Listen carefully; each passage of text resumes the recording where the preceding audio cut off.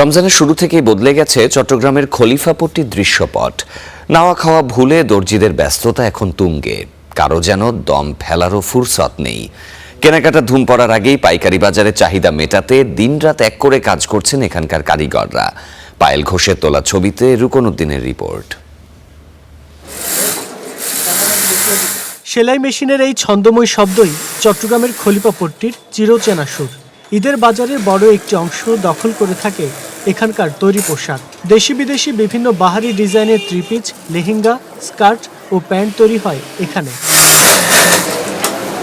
দেশের নামি দামি ব্র্যান্ডের শোরুম থেকে শুরু করে ফুটপাতের দোকান, সবখানেই পৌঁছে যায় এখানকার কারিগরদের নিপুণ হাতের নিত্য নতুন ছোঁয়া। কাজের চাপে এখন নির্ঘুম রাত কাটছে তাদের।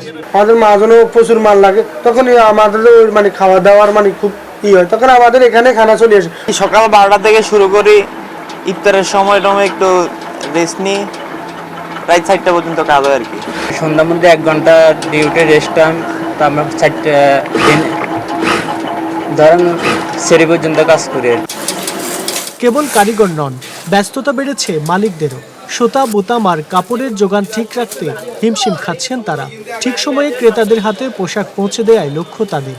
সকাল 10টা থেকে রাত 4 পর্যন্ত এখানে এনি টাইম কর্মচলে দোকান খোলা থাকে। সাধারণ দোকান তো নেই, বড় বড় শোরুমগুলো নিয়ে যায়, যেমন দামি মালগুলো নিয়ে যায়। তারপর তারা অর্ডার দিয়েও মালগুলো বানায় এখান থেকে। এই মালটা ধরুন মনে করেন আমি প্রায় 300 টাকার মাল বানাইছি, আমার কাছে 1 পিছু নেই, বিক্রি হয়ে গেছে। এখন আবার অর্ডার দিয়েছি ঢাকাতে, এগুলো আসলে আবার বানাবো আর কি।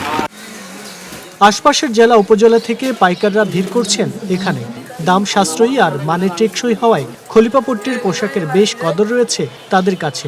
এরা নিজেরা তৈরি করে নিজেরাই সেল করে, যার কারণে এদের কস্টিং কম হয়, আমাদের কাছে কম দিতে পারে। আমরা নিয়ে খুব আনন্দিত হই, সুবিধা পাই, তাই আসি এক কথাই। কাপড়ের মান মোটামুটি ভালো, খারাপ না। রেট যেরকম মান সেই রকম। আপনার 5000 টাকা রেটের মাল তো আর ওনারা 2000 টাকা দিয়ে দিতে পারবেন। নগরীর ঐতিহ্যবাহী এই এলাকায় 300-রও বেশি ক্ষুদ্র কারখানা রয়েছে, যেখানে কাজ করেন 3500-এরও বেশি শ্রমিক। রুকনউদ্দিন, স্টার নিউজ, চট্টগ্রাম।